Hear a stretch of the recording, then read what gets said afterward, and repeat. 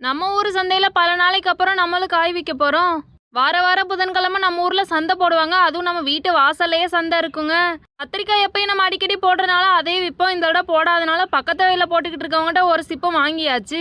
நம்ம ஊர்ல சந்தை சாயந்தரம் போல தான் போடுவாங்க. காலையிலே கொஞ்சம் திண்ணையில கொட்டி வச்சு காயெல்லாம் வித்தாச்சு. மிச்சம் இருக்கதெல்லாம் அதிலே அள்ளி போட்டு சந்தையில வச்சு வித்துட்டோம். வயல்ல கொஞ்சம் முருங்கைக்காயெல்லாம் பறிச்சுட்டு வந்துட்டு கொஞ்சம் தேங்காயை உரிச்சு அப்படியே வச்சா நல்லா விற்கும்னு சொல்லிட்டு தேங்காய் உரிக்க வந்துட்டேன். தேங்காய் எல்லாத்தையும் உரிச்சிட்டு போறதுக்குள்ள எங்க அம்மா எல்லா காயும் அரேஞ்ச் பண்ணி வச்சு முடிச்சிட்டாங்க.